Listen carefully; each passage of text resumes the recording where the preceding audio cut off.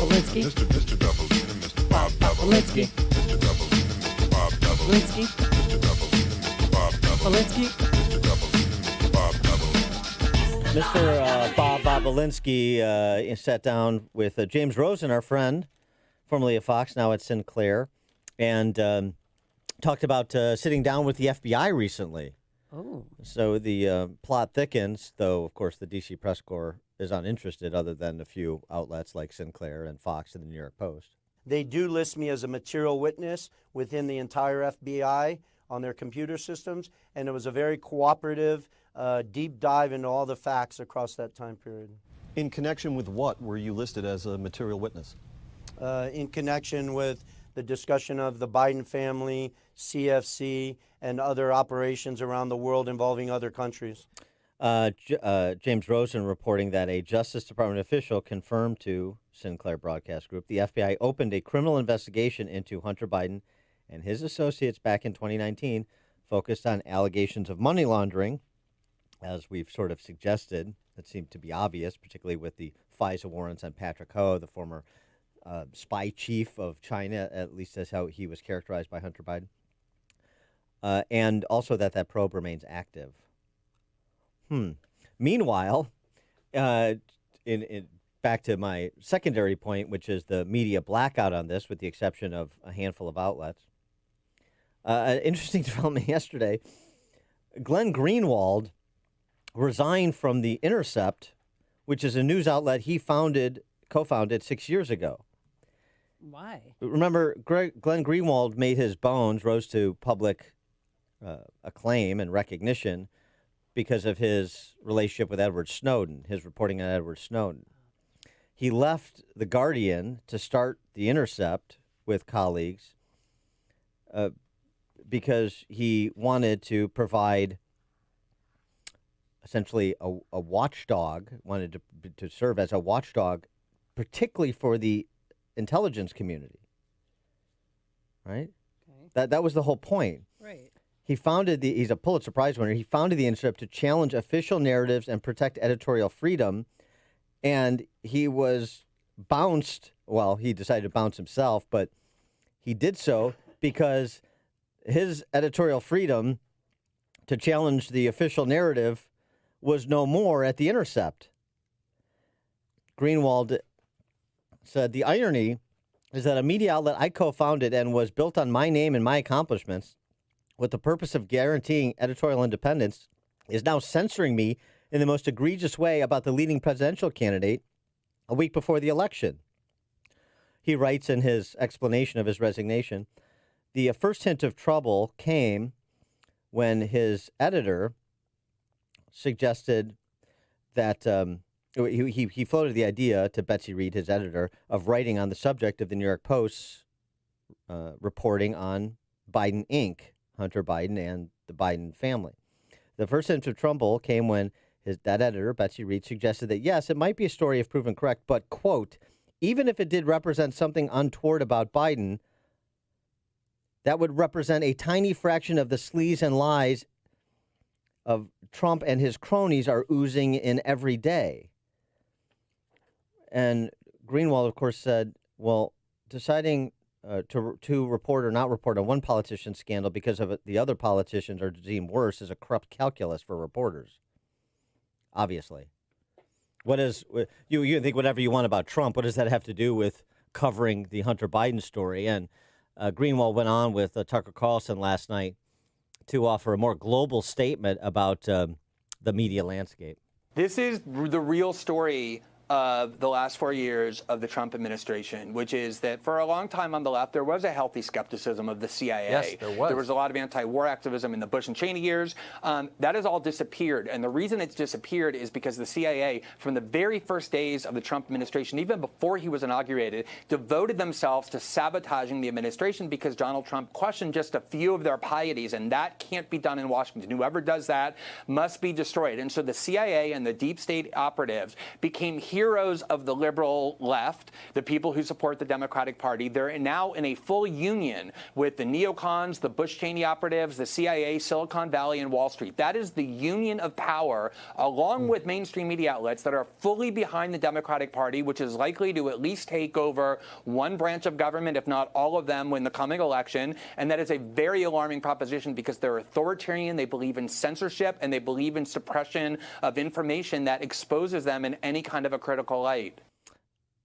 And it's worth reminding you that Glenn Greenwald is a man of the left, just as were Andrew Sullivan and the editorial page editor of the New York Times and others who have been felled or forced out by exactly the culture that Glenn Greenwald is describing.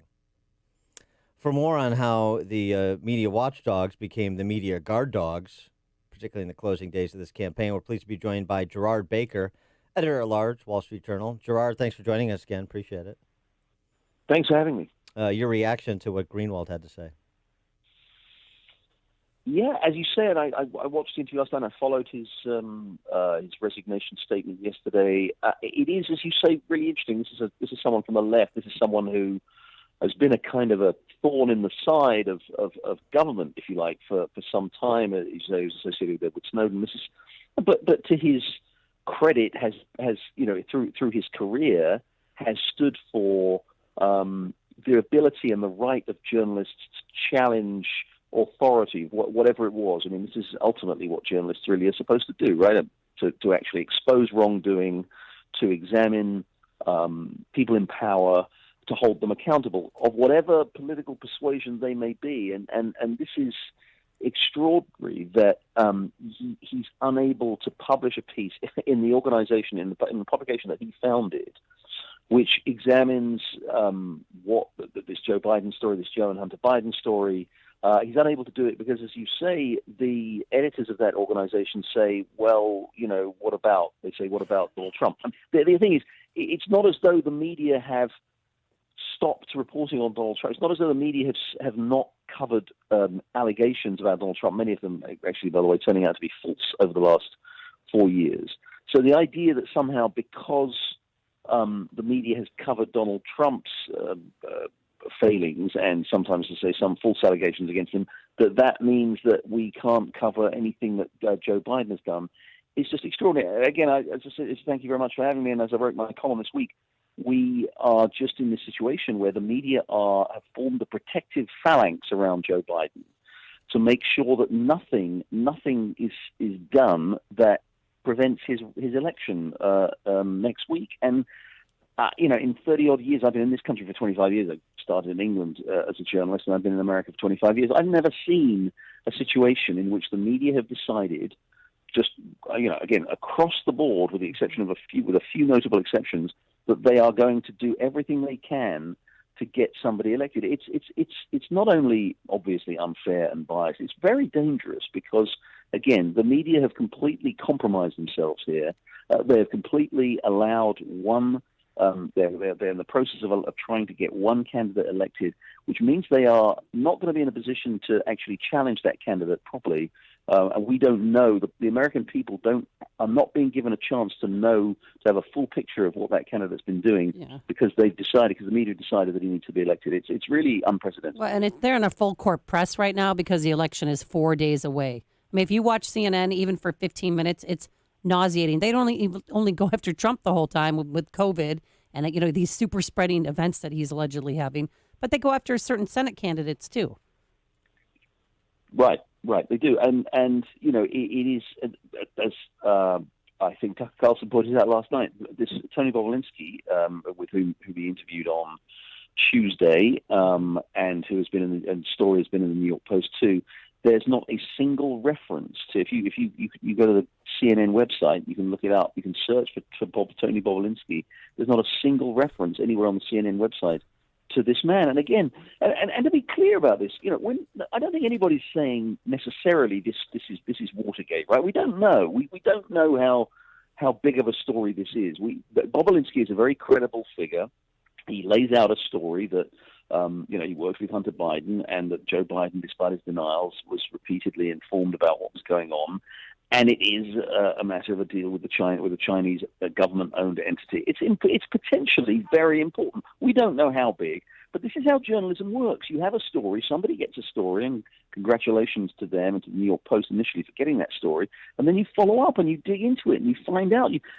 Simple curiosity would lead you to say, well, what are the details here? You don't just sit back and say, no story there, not interested, there's nothing going on, or worse, it's all Russian disinformation, which, by the way, is absolute fiction. And we had members of Congress, we had so-called, intelligence experts, former members of the intelligence community, coming out with absolutely no evidence, without having looked at the story immediately the day the New York Post came out with that initial story saying this is Russian disinformation, which is not only obviously false and outrageously false, it's an incredible slur on the journalists and everybody else involved, and indeed on Mr. Boblitsky himself, the idea that they're working for the Russian government. I mean, this is, again, we have not seen anything like this. We've not seen anything like this. We've seen years of media bias. We've not seen anything like this in terms of taking this to a position where they are simply not going to cover any story which may do any harm to Joe Biden. It's quite extraordinary. The suggestion that it was disinformation was, in fact, disinformation. The ironies abound. Right. You write in your piece, media watchdogs aren't supposed to guard Biden at WSJ.com. Don't think it to V for President Trump will return the media to some kind of golden age of news reporting if one ever existed. Having tasted victory, why would they stop there? It's a good question, but there's another one. Can they stop? Even if they wanted to, they can't. What they have unleashed, they can't stop. And we're seeing this play out with big tech as well, where Jack Dorsey has to, come out of the forest in which he lives and say, we made a mistake with the New York Post, and here's how they can get back their Twitter account reactivated, and so on and so forth. They've unleashed something, Jacobin censorship that they can't stop. And by the way, we're seeing it. So right after those CEOs, including Dorsey, were before the Senate this week, Twitter suspended U.S. Customs and Border Protection Commissioner Mark Morgan for posting a Twitter post celebrating the success of U.S. southern border wall, keeping violent criminals from reaching America, which is, the point of the wall in part. They suspend his account. MailChimp has come out and said that it will use its discretion to determine whether messages from its customers are misleading and can be removed. This email, big, huge email marketing company. So going back to what I was saying, the question is, even if they wanted to stop, what they have provided, the Pandora's box they've opened, they can't close.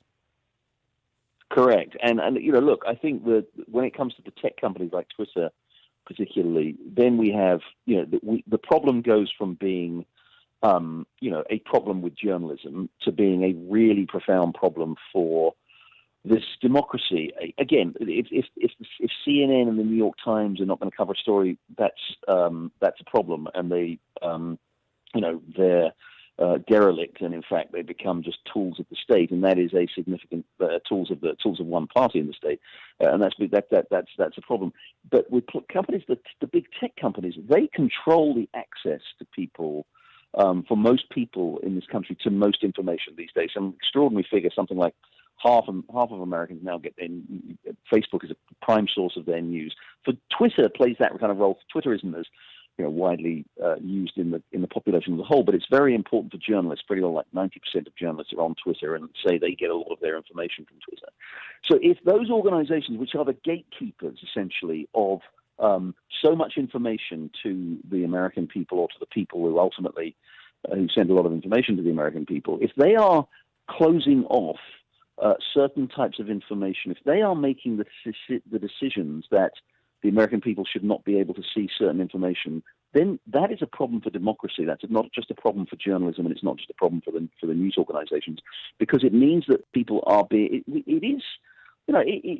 These are the contours of kind of totalitarian society, where you have organizations that have so much influence over the way people get their news, their information, everything. In fact, it goes way beyond news and information to these tech companies. If you have a situation where they who control so much of that are deciding that you're only going to see certain types of information, then we are really quite quickly on a slippery slope towards a kind of totalitarian society. He is Gerard Baker, editor-at-large, Wall Street Journal. Check out his piece, which I'll tweet out. Media watchdogs aren't supposed to guard Biden. Gerard Baker, thanks for joining us again. Appreciate it. Thanks for having me. And he joined us on our turnkey.pro answer line. You've made the switch, and it feels so good. You've switched to Chicago's Morning Answer on AM 560.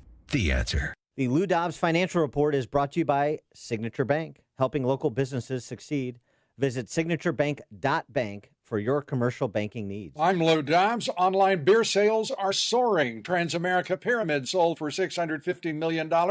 Mortgage rates remain at historic lows. Those stories next. You've all probably heard of asbestos and know that it's dangerous. And you may also know exposure to asbestos is the only known cause of mesothelioma, a deadly cancer. People who were exposed to asbestos decades ago are being diagnosed to this day with mesothelioma. That's because it can take as many as 30 or even 50 years to develop. But did you also know there's money to pay victims of asbestos exposure from years ago?